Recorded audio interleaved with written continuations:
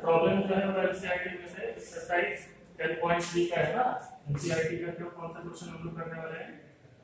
NCERT exercise 10.3 और ये 14 number problem है। Problem is that find the coordinates of the foot of perpendicular from the point -1, 3 to this line 3x - 4y - 16 equal to 0 है ना।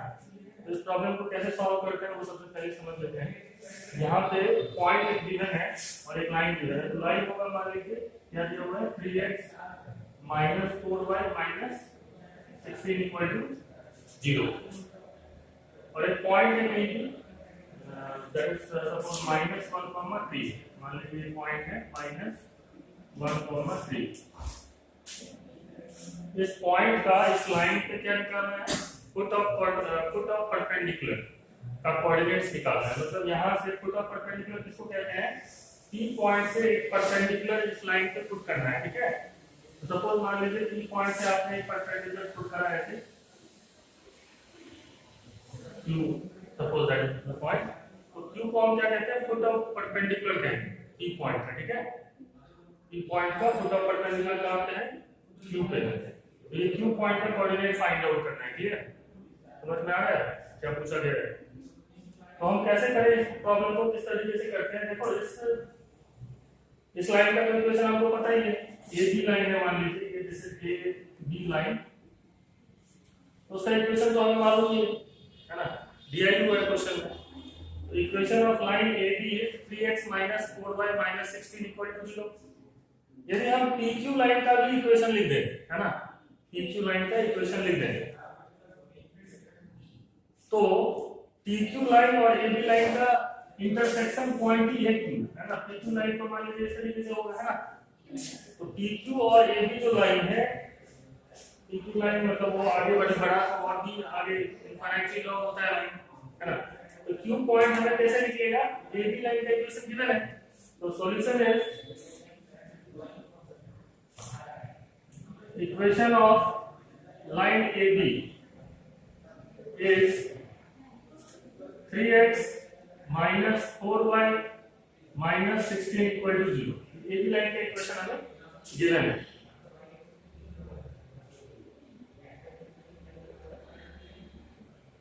तो क्या हम AB line का स्लोप निकाल सकते हैं? यदि हमें लाइन का इक्वेशन गिवन हो तो वहां से हम स्लोप फाइंड आउट कर सकते हैं। तो बताओ इस लाइन का स्लोप कैसे निकालते हैं? क्या कुछ बताया था क्या स्लोप निकालने का तरीका? कितना होगा स्लोप बताओ, कैसे निकालते हैं? निकाल के देखो कितना होगा स्लोप।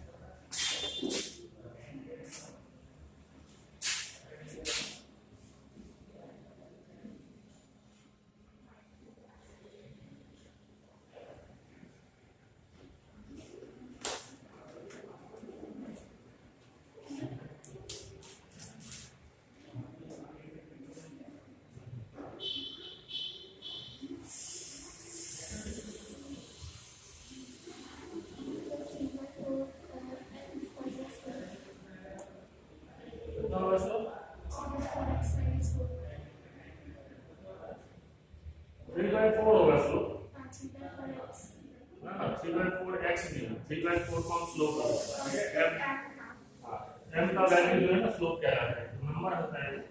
तो कैसे लिखना है इसको? हम लोग लिख सकते हैं 4y = 3x - 16। 4y को उधर की तरफ लेके जाएंगे और फिर बताया था क्या कि 4 से डिवाइड कर देंगे इसको, तो ये हो जाएगा y = 3/4x - 16/4, है ना। लिख सकते हैं ऐसे, दैट इज y = 3/4x - 4 लिख सकते हैं ना ऐसे।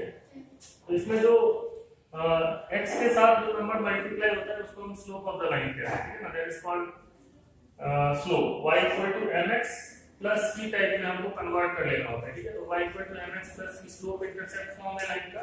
उसमें m की वैल्यू ये फिर क्या बताता है? इस लाइन का स्लोप बताता है। तो AB लाइन को जो मैंने ऐसा लिखा है, तो इसलिए ये जो 3/4 है वो किसका स्लोप है? AB लाइन का स्लोप है, ठीक है। तो slope of line AB is slope of line A B,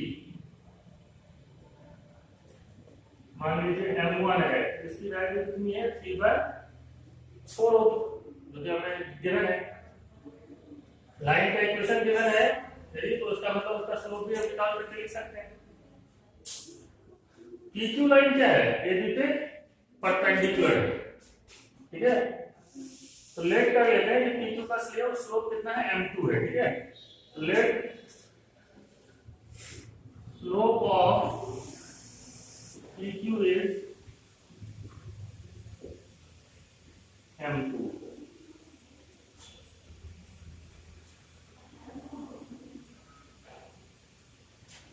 Since AB line is perpendicular to PQ line, that implies m1 और m2 कितना होगा, -1 होगा। और m1 की वैल्यू जो है वो हमें पता है 3/4 है, तो यहाँ पे हम 3/4 पुट कर देते हैं। यहाँ से m1 कितना करेंगे 3/4, 3/4 times m2 equal to -1, and that means m2 is equal to -4/3। m2 हमारा निकल गया कितना, -4/3। अब हमें पता है कि पॉइंट स्लोप फॉर्म, यदि एक लाइन पे पॉइंट गिवन हो और उस लाइन का स्लोप भी पता चल गया, एक लाइन का स्लोप कितना पता चल गया आपको, -4/3 इसका स्लोप है। PQ लाइन का एक स्लोप है ना, स्लोप ऑफ PQ कितना है, m2 है, और m2 की वैल्यू कितनी निकली, -4/3। मतलब PQ लाइन जो है उसी का स्लोप हमने निकाला है -4/3। समझिए बात। तो पॉइंट स्लोप फॉर्म, यदि किसी लाइन पे एक पॉइंट और उस लाइन का स्लोप गिवन हो तो हम उस लाइन का इक्वेशन को फाइंड आउट कर सकते हैं, ठीक है। तो इक्वेशन ऑफ लाइन PQ कितना हो जाएगा, equation of line PQ in slope point form का फॉर्मूला क्या है, y - y1, याद होगा ना, m into x minus x, मतलब इस तरीके से हम लिखते हैं, समझ में आ रही है, जिसमें उस लाइन का स्लोप और x1 y1 क्या होता है, उस लाइन पे एक पॉइंट गिवन होता है। तो इस PQ लाइन पे कौन सा पॉइंट है, -1, 3 है ना, तो y1 कितना है 3 है, तो y -3, और इस लाइन PQ का स्लोप कितना है -4/3, ठीक है, समझ रहे हो बात। -4/3 इंटू x माइनस x1 कितना है, -1 है। तो यहां से हमारे पास इक्वेशन आएगा y -3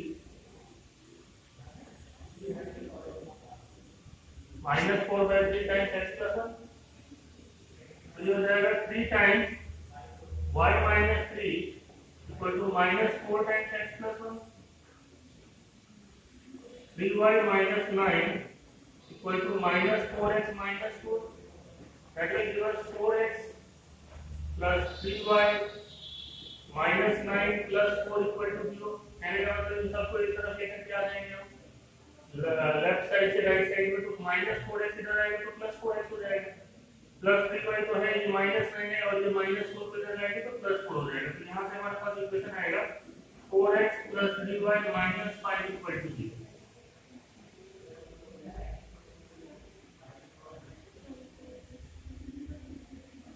समझ में आया क्या करना है। तो ये लाइन जो है वो किसका इक्वेशन है, इसको ना शुरुआत में जो AB लाइन का इक्वेशन दिया था इसको इक्वेशन 1 लेट कर लेना, ठीक है, और जो ये आया है उसको इक्वेशन क्या कर लेंगे हम 2 लेट कर लेंगे, ठीक है। शुरुआत का इक्वेशन जो था लाइन AB का वो क्या है, 3x - 4y - 16 equal to 0, और ये है equation 4x plus 3y minus 5 equal to 0। AB line का इक्वेशन देखिए क्या है, 3x - 4y - 16 equal to 0, ये तो दिया ही हुआ था। PQ लाइन का इक्वेशन हमने निकाला कितना, इस लाइन PQ लाइन है, इसका इक्वेशन हमने फाइंड आउट किया है 4x plus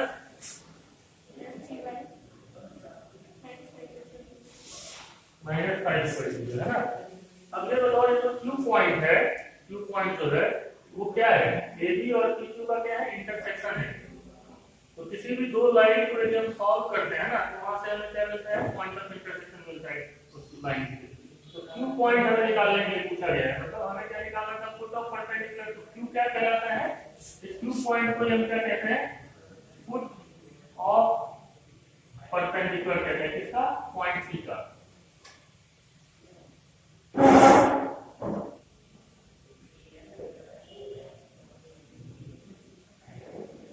कहा जाता है फुट ऑफ परपेंडिकुलर, समझ रहे हैं बात।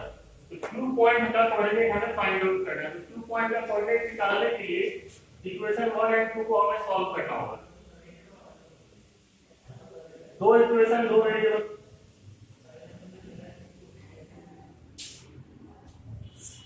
एक इक्वेशन है 3x 4y 16 0 और दूसरा इक्वेशन है 4x 3y 5 0, ठीक है।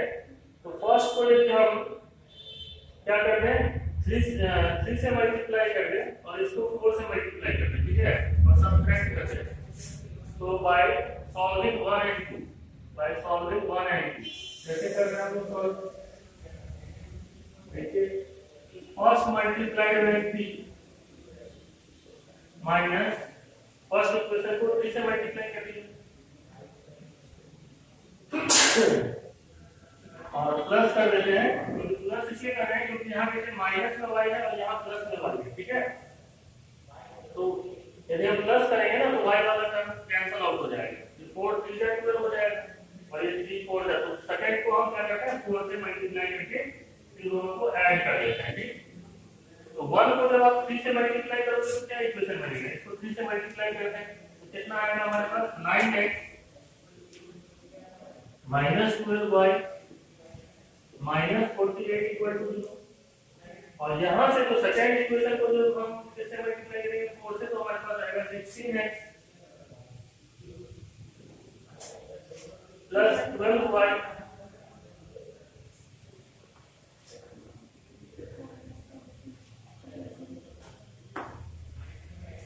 -20 इक्वल टू, इन सबको ऐड कर लेते हैं। तो ये देखिए 9x + 16x कितना हो जाएगा 25x -12y + 12y 0 -48 -20 and minus of 68 equal to 0।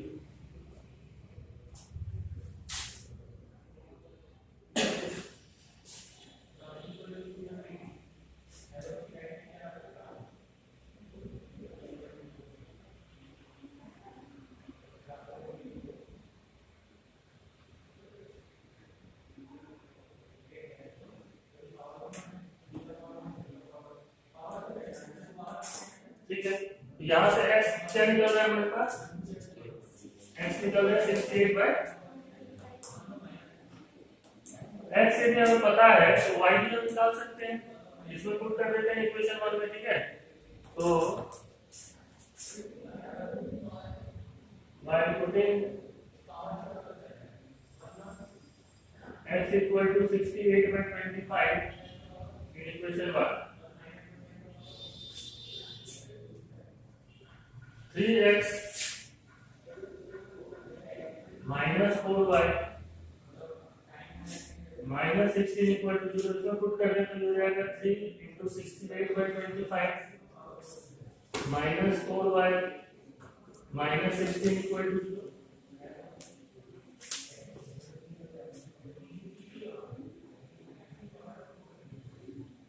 यहाँ से आप कैलकुलेट करोगे ना तो कितना आएगा, देखो 8 3 60 × 68 × 3 जो है वो हो जाता है 204, 204 by 25, 204 by 25 और यहाँ से -16 इक्वल टू 4y लिख सकते हैं, ठीक है।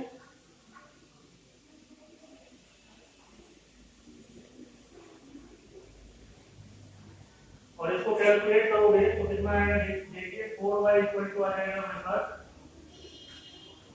25 × 16 कितना हो जाएगा, 25 × 4 हो जाता है 100 ना। तो 204 माइनस 25 एलसीएम लोगे यहाँ पे तो ये आ जाएगा 204 माइनस 16 × 25 ऐसे लिख सकते हैं हम लोग।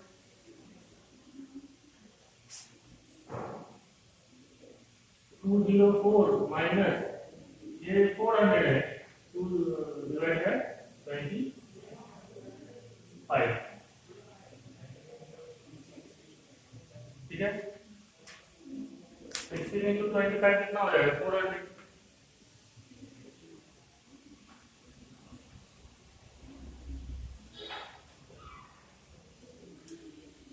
तो यहां से 4y जो है वो आपका देखिए 4y कितना आ जाएगा 204 में से 400 माइनस करेंगे तो minus of 196, clear, minus 196 divided by 25, तो y जो है वो हो जाएगा माइनस 196 अपॉन 25 इंटू 4, है ना। यहाँ से 4 से कैंसिल करोगे तो 4 4 जा 16, 3 ऐसे 90, तो y यहाँ से आएगा माइनस ऑफ 49 अपॉन 25।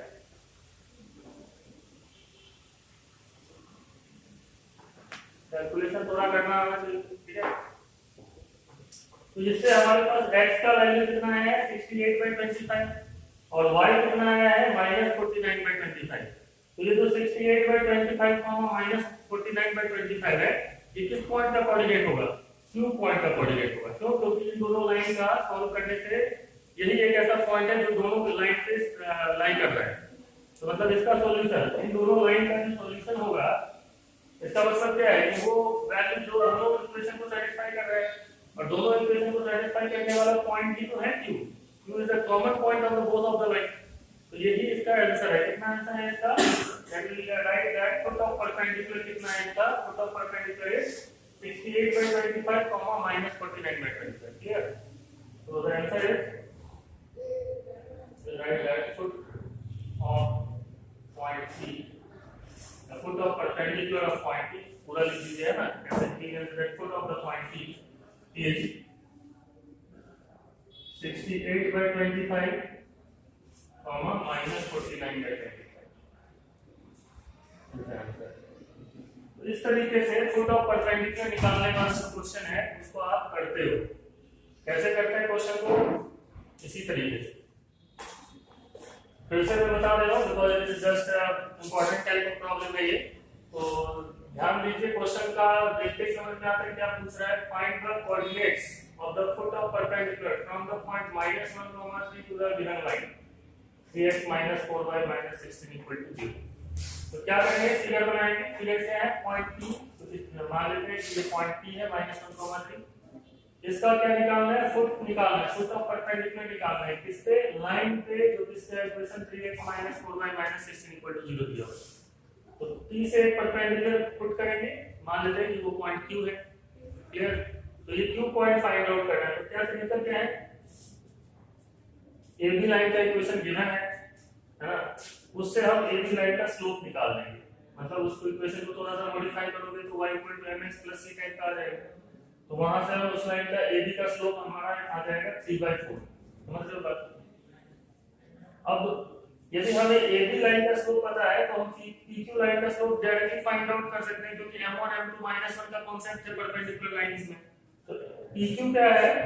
AB और PQ आपस में 90 डिग्री पे हैं, इसीलिए इनका इसका जो स्लोप होगा और इसका जो स्लोप होगा उसका आपस में मल्टीप्लिकेशन -1 होना चाहिए। ये कांसेप्ट है। तो ये इसका स्लोप है 3/4, तो m2 का स्लोप हम यहां से निकल जाएगा -4/3, क्लियर। अब PQ लाइन का इक्वेशन हम फाइंड आउट कर सकते हैं, क्योंकि P तो हमारा पॉइंट जो है वो PQ लाइन पे है। एक पॉइंट गिवन हो और पॉइंट लाइन का स्लोप गिवन हो, तो पॉइंट स्लोप फॉर्म जो है सबसे पहला ही हम करते हैं स्ट्रेट लाइन में। उससे इक्वेशन लिख लिया हमने लाइन का। इस लाइन का PQ लाइन का इक्वेशन निकल गया। AB लाइन और PQ लाइन का इक्वेशन यदि गिवन है तो Q पॉइंट निकालना है, उसके लिए आपको सॉल्व कर लेना है दोनों इक्वेशन। समझ में आ रहा है? तो ये तरीका आपको पता होना चाहिए। हाँ, ये जो मैंने सॉल्व किया है इसमें बहुत ज्यादा टाइम लग जाता है ऐसे यदि आप सॉल्व करोगे तो, इसलिए क्रॉस मल्टीप्लिकेशन मेथड है जिसके थ्रू आप इस क्वेश्चन को जो है वो जल्दी सॉल्व कर सकते हैं। दैट मींस जो सॉल्व करते हैं हम लोग फर्स्ट इक्वेशन और सेकंड इक्वेशन जो आया था हमारा, उसको यदि हम इस तरीके से सॉल्व करें तो कैलकुलेशन ज्यादा होता है, ठीक है। तो कैलकुलेशन कम करने का क्या तरीका है कि हम क्रॉस मल्टीप्लिकेशन मेथड यूज करें। क्रॉस मल्टीप्लिकेशन मेथड सबको थोड़ा बहुत आता होगा। कैसे करते हैं देखो, इक्वेशन 1 दिया हुआ है और कितना दिया हुआ है 3x - 4y - 16 = 0, और ये दूसरा इक्वेशन है 4x + 3y -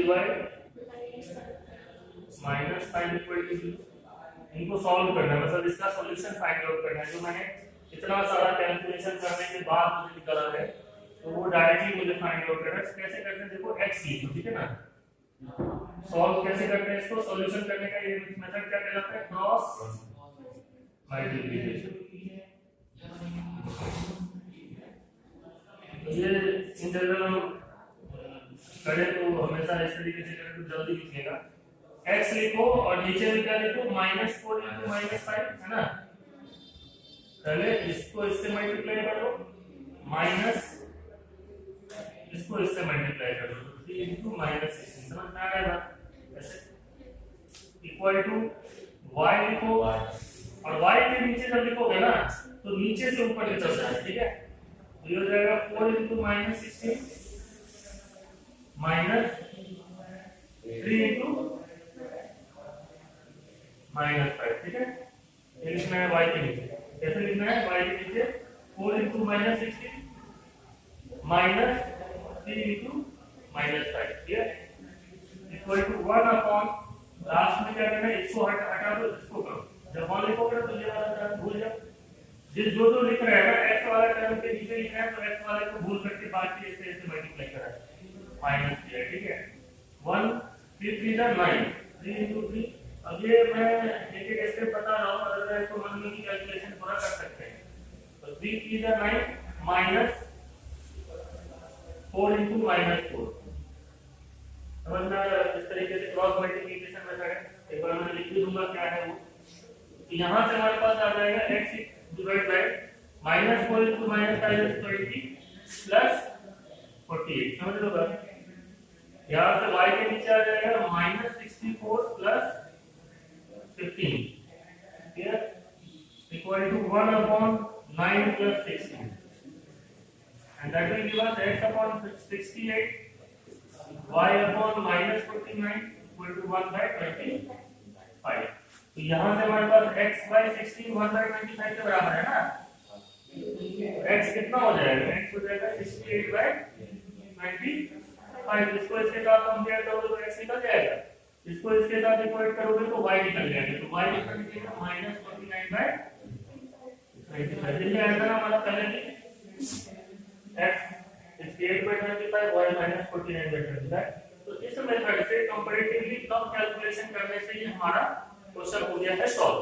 तो हम जनरली जो है वो क्रॉस मल्टीप्लिकेशन मेथड यूज करेंगे बोर्ड एग्जाम हो या एंट्रेंस एग्जामिनेशन हो, जिससे कि हमारा कैलकुलेशन भी कम रहे और जल्दी भी हो जाए। समझ में आ रहा है बात? तो याद रखना है कभी भी जब हम दो इक्वेशन ऐसे गिवन हो a1x + b1y + c1 = 0 and a2x + b2y + c2 = 0 और इसको हमें सॉल्व करना है बाय यूजिंग क्रॉस मल्टीप्लिकेशन। तो तरीका क्या है? x लिखना है।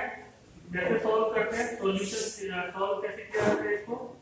x divided by b1 c2 minus b2 c1 equal to y divided by a2 c1 minus a1 c2।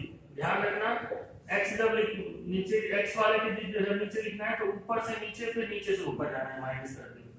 y लिखना है तो नीचे से ऊपर a2 c1 minus a1 c2 और lastly 1 divided by a1 b2। थोड़ा सा गौर करके इसको देखोगे तो याद हो जाएगा। इससे हम x निकाल सकते हैं। x निकलता है हमारा b1 c2 minus b2 c1 upon a1 b2 minus a2 b1 और y निकलेगा a2 c1 minus a1 c2 upon a1 b2 minus a2 b1। x और y दोनों हम ऐसे फाइंड आउट कर लेते हैं।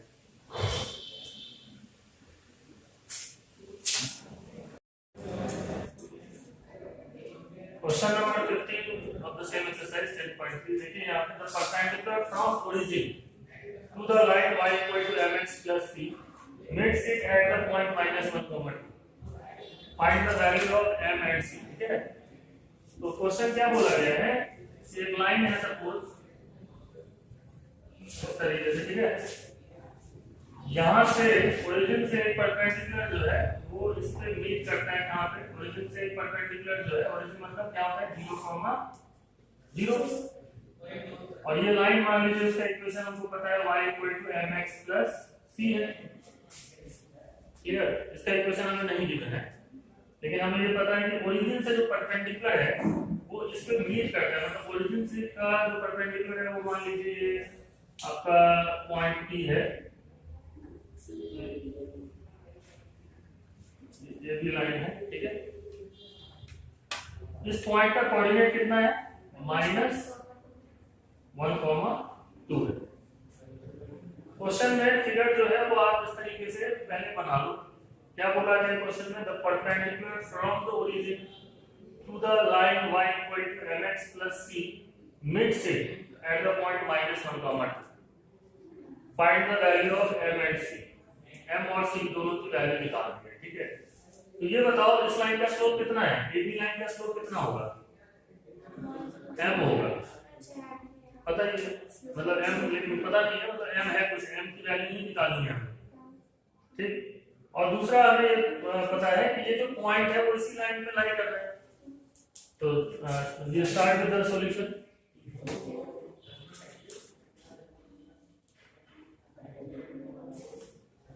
Equation of line AB is y equal to mx plus c, जिसमें m क्या होता है, इस लाइन का स्लोप है। AB लाइन का स्लोप यदि पूछा जाए तो कितना है, m है, और c इसका y इंटरसेप्ट होता है, ठीक है। लेकिन एक बात यहाँ पे साफ साफ समझ में आ रहा है कि -1,2 क्या है, इसी लाइन पे लाई कर रहा होगा, क्योंकि ओरिजिन से जो परपेंडिकुलर है वो इस लाइन को कहां मीट कर रहा है, -1,2 पे, तो -1,2 तो इसी लाइन पे है ना। यदि कोई पॉइंट किसी लाइन पे लाई करता है तो उसकी क्या मतलब होता है कि उस लाइन के इक्वेशन को वो सैटिस्फाई करेगा। तो since -1,2 lie on the line AB, hence we can easily say that 2 must be equal to m times -1 plus c। क्या लिख रहे हैं हम लोग, y की जगह पे y2 का कोऑर्डिनेट और x की जगह पे -1 रख रहे हैं, ठीक है। ये आपको पता होना चाहिए, सिंपल सी बात है कि कोई लाइन पे यदि कोई पॉइंट लाई करता है ना, इसका मतलब ये होता है कि उस लाइन के इक्वेशन को वो सैटिस्फाई करेगा। तो इस लाइन का AB लाइन का इक्वेशन है y equal to mx plus c, और उसी पे वो पॉइंट है -1,2। तो इसका मतलब क्या है, -1,2 यदि इसमें पुट करेंगे तो सैटिस्फाई हो जाना चाहिए, मतलब ये हमारे पास यहां से आएगा 2 equal to -m plus c। इसको इक्वेशन 1 राइट कर लेते हैं, ठीक है।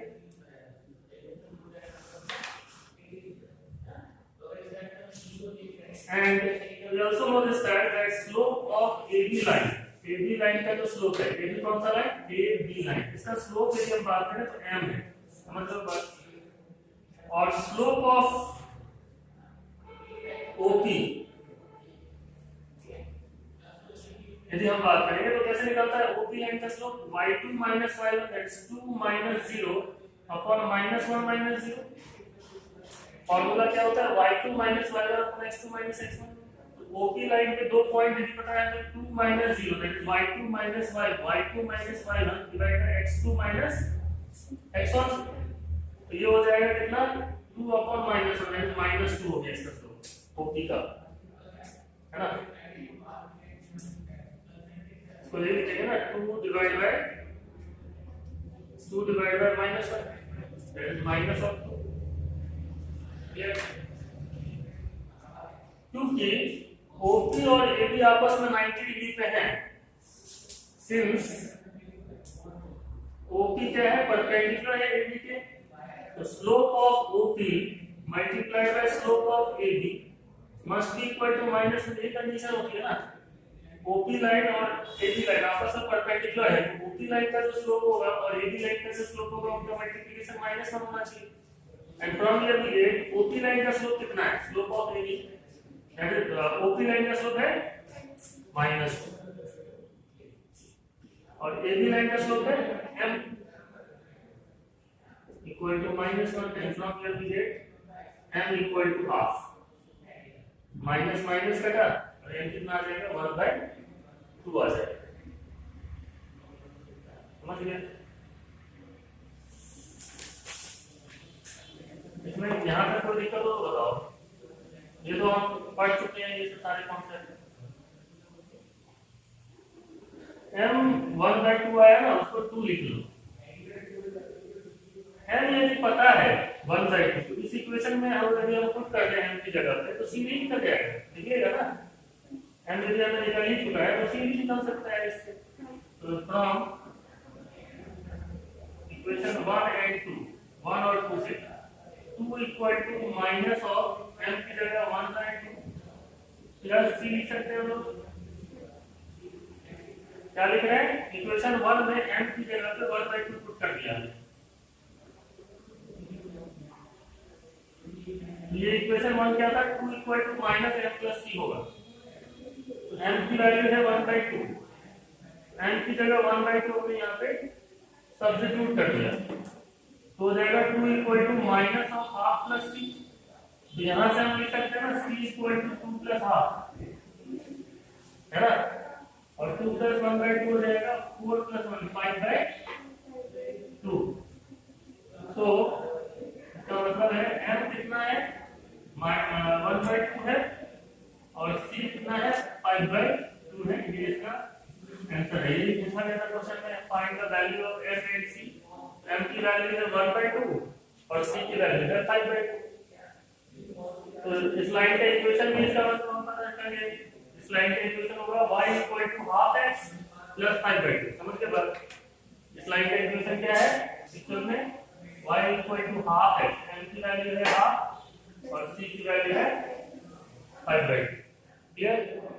तो ये कंडीशन सैटिस्फाई है। दैट मींस ओरिजिन से यदि परपेंडिकुलर पुट करें और किसी line y equal to mx plus c पे उसका मीट कर रहा है -1/2 पे, तो उस लाइन का इक्वेशन हमें फाइंड आउट कर सकते हैं। लेकिन इक्वेशन में m और c तो नहीं पता था हमें, वही निकाल लिया था हमने। समझ में आ रहा है क्वेश्चन। तो आसान प्रॉब्लम है बट उसको समझने की जरूरत है कि कैसे सॉल्व करना है। तो first you have to make the figure right. तो फर्स्ट फिगर आपका क्वेश्चन से आप पढ़िए और उसको फिगर बनाने की कोशिश करिए।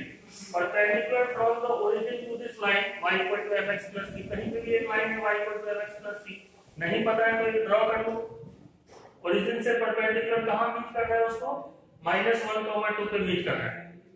ओरिजिन से परपेंडिकुलर लाइन पे कहां मीट करेगा, -1, 2। मतलब ये फिगर है और m और c निकालना है, तो हम कहेंगे कि -1, 2 ऑब्वियसली इसी लाइन पे लाई कर रहा है तो एक इक्वेशन वहां से बनाएंगे। और दूसरा कहां से, क्योंकि ये लाइन OP AB लाइन पे परपेंडिकुलर है तो इसका स्लोप और इसका स्लोप में भी कुछ रिलेशन होगा, उसको यूज करके m निकल जाएगा और m निकल गया तो c भी निकल जाएगा। ये तरीका है क्वेश्चन को सॉल्व करने का। समझ में आ रहा है।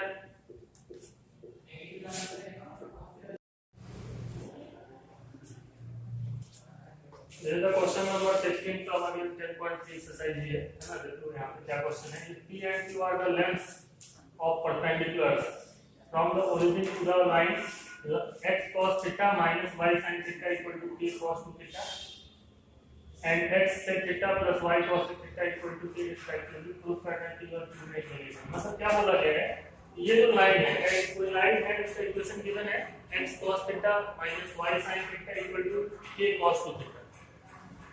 इस लाइन से लाइन का ओरिजिन से डिस्टेंस p है, ठीक है।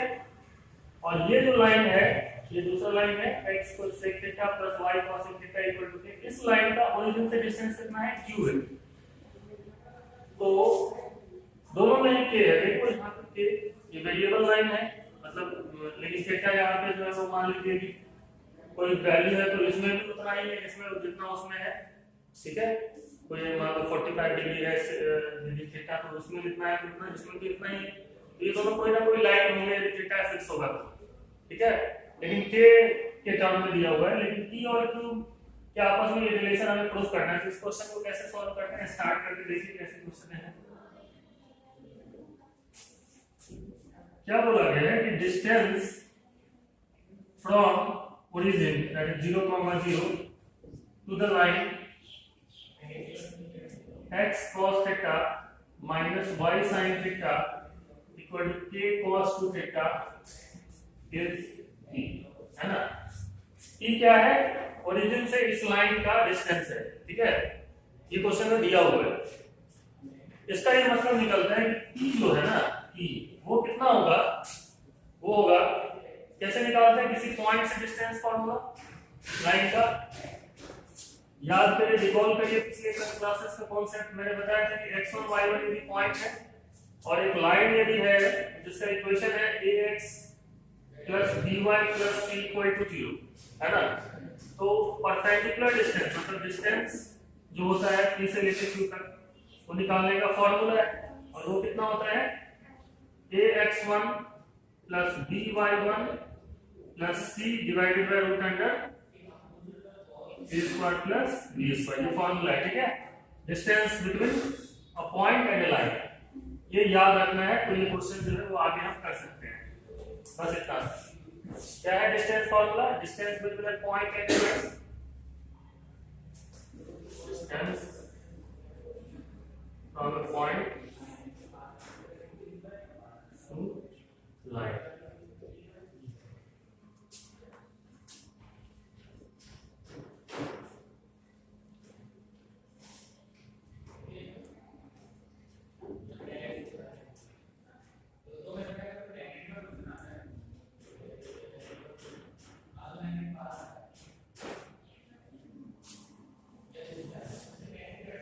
तो देखो क्या दिया हुआ है क्वेश्चन में, ओरिजिन क्या होता है 0 0। ओरिजिन से x cos theta minus y sin theta equal to k cos 2 theta का डिस्टेंस p है। तो इसी लाइन को मैं ऐसे भी तो लिख सकता था ना, x cos theta minus y sin theta minus k cos 2 theta equal to 0। समझ रहे हो बात? इधर की तरफ ले आते तो ऐसा ही होता, है ना। समझ में आ रहा है बात? इसी लाइन को ऐसे लिख सकते हैं। तो वो इसलिए लिख लिया क्योंकि फॉर्मूला जो है जिस तरीके से रहता है उसमें ये इक्वेशन के लिए फॉर्मूला लिखते हैं हम लोग, तो उसमें आसानी होगी लिखने में। तो p जो हो जाएगा वो देखो कितना कैसे निकालेंगे हम लोग, मतलब distance from the origin to this line. क्या करते हैं x1 x की जगह पे x1 रखते हैं, ठीक है। यहाँ पे x1 कितना है 0 है ना। तो हम क्या रखेंगे x की जगह, तो 0 into cos थीटा जैसे 0 हो जाएगा वैसे तो, लेकिन फिर भी लिख देता हूं एक बार, प्लस माइनस फिर y1 भी कितना है 0 है, तो y की जगह रखते हैं हम लोग। इक्वेशन देख रहे हो क्या है, इक्वेशन में x की जगह x1 रखना होता है, y की जगह y1, मतलब जो पॉइंट है ना उसका कोऑर्डिनेट्स x और y की जगह रखते हैं हम लोग। तो वही उसकी जगह हम पुट कर देते हैं, तो 0 into sin theta minus k cos 2 theta divided by root के अंदर क्या लिखते हैं हम लोग a square plus b square. तो यहाँ इस लाइन का a कितना है, x नहीं है, cos थीटा है, ठीक है। x तो इसमें भी रहता है, x के साथ जो मल्टीप्लाई होता है उसको a बोलते हैं, ठीक है। वो उधर लिखा हुआ है वो अलग बात है, लेकिन वो cos theta is the a, तो हो जाएगा cos square theta, cos theta का whole square cos square theta, और b है माइनस और sin थीटा, तो माइनस sin थीटा का होल स्क्वायर तो sin स्क्वायर थीटा ही हो जाएगा। तो ये हो जाएगा plus of minus sin theta whole square, जो कि हम sin स्क्वायर थीटा ही नेक्स्ट करेंगे, इसलिए मैं हटा देता हूं, समझ गए ना। तो ये आ जाएगा कितना sin स्क्वायर थीटा, लिख सकते हैं ऐसे। नेक्स्ट स्टेप में कितना हो जाएगा p इक्वल टू, ये तो 0 हो गया, ये 0 हो गया, तो minus k cos 2 theta divide by root under 1 हो जाएगा। क्यों? क्योंकि थीटा कुछ भी हो cos square theta plus sin square theta 1 होता है, since we know this fact that theta for any theta cos square theta plus sin square theta is 1, formula है ट्रिग्नोमेट्री का, ठीक है। कोई भी एंगल हो theta cos square theta plus sin square theta तो 1 होगा, समझ गए बात।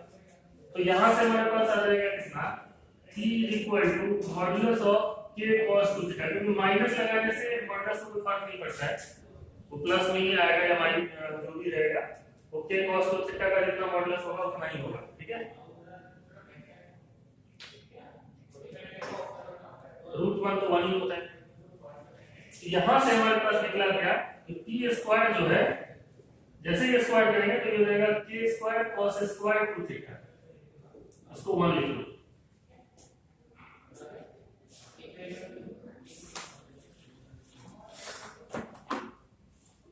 p स्क्वायर को निकाला मैंने क्योंकि मुझे जो प्रूफ करना है उसमें p square plus 4q square equal to k square proof करना है, ठीक है।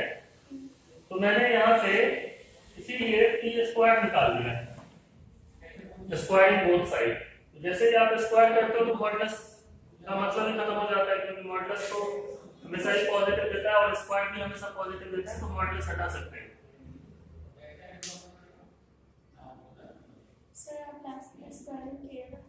हाँ स्क्वायर किया है। इसके बाद क्या होगा ना, ये हो जाएगा मॉड ए cos 2 थीटा मॉडुलस का होल स्क्वायर है ना, समझ लो ऐसे होगा ना। तो एक चीज समझ लो, मॉडुलस ऑफ x का होल स्क्वायर जो है वो x स्क्वायर के ही बराबर होता है, समझ गए बात। मॉडुलस ऑफ x का होल स्क्वायर कितना होता है, x स्क्वायर के ही बराबर होता है। यदि मैं पूछूं कि मॉडुलस ऑफ -5 इसका स्क्वायर कर देता हूं तो किसके बराबर होगा, तो 25 ही होगा ना, मतलब -5 का जितना स्क्वायर होता उसके ही बराबर होगा। तो यहाँ पे भी इसको मतलब मॉडुलस का कोई मीनिंग नहीं रह जाता, इसको डायरेक्टली कह सकते हैं this is nothing but k cos 2 theta whole square, और इसका मतलब होता है कि हो जाएगा k square cos square 2 theta, है ना, समझ गए। यहाँ से हमारे पास आ जाएगा p square equal to k square cos square 2 theta, ये इक्वेशन वाली कर रहे हैं, क्लियर। ये पहला इक्वेशन बना यहाँ से। इसी तरीके से सिमिलर वे से क्या मैं एक और इक्वेशन बना सकता हूं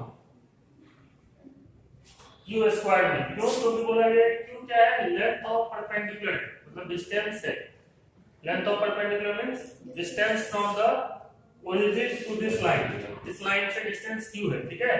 तो डिस्टेंस फ्रॉम, इसको हटा देता हूं, लिखिए होगा सब। बोला गया है कि ये जो आपका दूसरा लाइन है x sec theta plus y cos theta minus के इक्वल टू 0, इस बात पे के है तो उसको इधर की तरफ ले आते हैं। Distance from this to this is q, इससे इसका डिस्टेंस q है, ओरिजिन से इस लाइन का डिस्टेंस q है। तो वहां से भी देखो हम एक इक्वेशन लिख सकते हैं, this implies q is equal to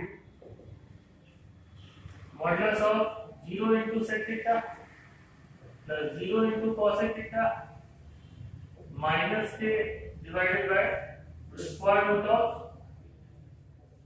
sec square theta plus cos square theta, a square plus b square, ऐसा कुछ आ जाएगा, है ना।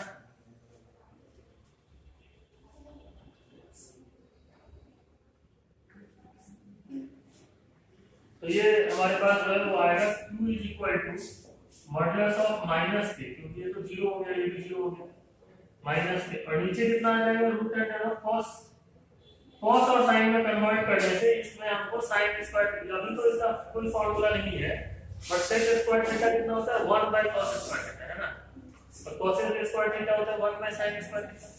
तो क्या मैं इसको लिख सकता हूं, देखो 1 by cos square theta plus 1 by sin square theta, ऐसे लिख लेता हूं, है ना। यहां से हम आगे लेकर के जाएं तो ये हो जाएगा modulus of minus K divide by root under के अंदर में लिखोगे ना, तो देखो यहां पे जैसे ही हम इसको लेते हैं cos square theta sin square theta तो एलसीएम हो जाएगा हमारा, ठीक है, cos square theta into sin square theta LCM हो जाने वाला है, और ये ऊपर हो जाएगा sin square theta plus cos square theta.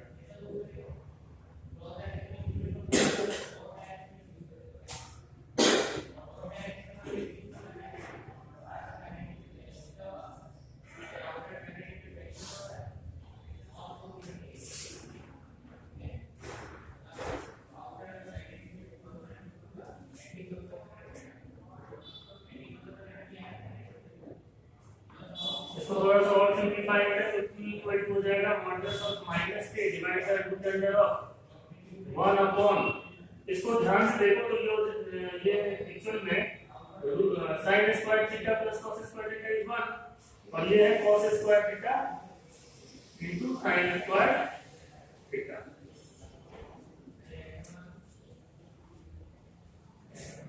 इसको होल स्क्वायर कर देते हैं, ठीक है ना, क्योंकि q स्क्वायर के टर्म में मुझे वैल्यू निकालनी है, तो squaring both side we get q square equal to modulus आता है, मैंने पहले बताया माइनस k का होल स्क्वायर हो जाएगा तो k स्क्वायर आएगा, ठीक है, माइनस का कोई मतलब नहीं रहेगा क्योंकि स्क्वायर कर रहे हैं तो k स्क्वायर आ जाएगा, और नीचे आएगा 1 upon cos square theta into sin square theta, जो कि हो जाएगा कितना, k square cos square theta sin square, समझ में आ रहा है बात, क्योंकि 1 upon cos square theta sin square theta है वो ऊपर चला जाएगा। यहाँ तक कोई दिक्कत तो नहीं है। इसके बाद जो है ना वो क्या लिखना है वो ध्यान से देखो, क्योंकि इधर cos स्क्वायर 2 थीटा है ना, और यहाँ देखो कि जो प्रूफ करना है उसमें k स्क्वायर है, तो इसको ऐड करने से तो कुछ हमको दिख नहीं रहा है, लेकिन यदि मैं इसको sin स्क्वायर मतलब sin स्क्वायर 2 थीटा जैसा कुछ लिख दूं तो कुछ काम हो सकता है। तो हम क्या करते हैं, इसको लिख लेते हैं q square is equal to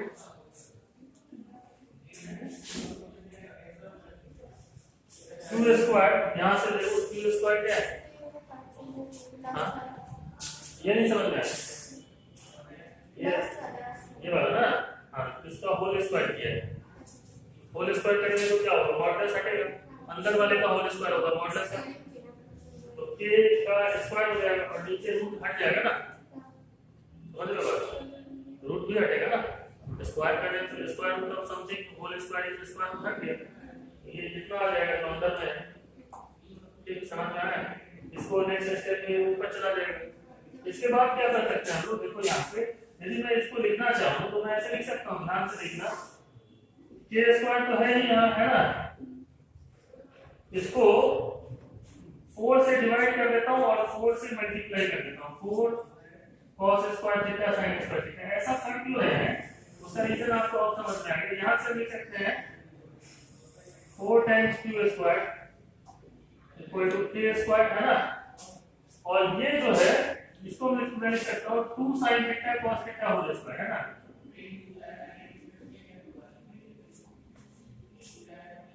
4 sin square theta cos square theta है ना, उसको मैं 2 sin थीटा cos थीटा का होल स्क्वायर लिख सकता हूँ।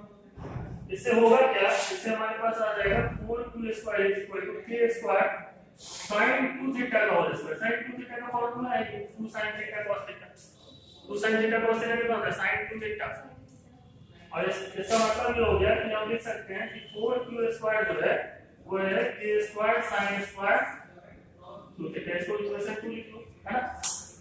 ऐसा लिखने का रीजन ये था क्योंकि इधर था k square cos square 2 theta और हमें प्रूफ करना था कि इन दोनों का सम करके जिससे k स्क्वायर आएगा, तो हम इस तरीके से मैथमेटिक्स ट्रिग्नोमेट्री लगाते हैं थोड़ा सा, तो हमारा ये क्वेश्चन सॉल्व होने के लिए पॉसिबल होता है। अब हम 1 + 2 कर देंगे, यहाँ से हम 1 और 2 को ऐड कर लेते हैं, फ्रॉम 1 + 2 1 और 2 को ऐड करें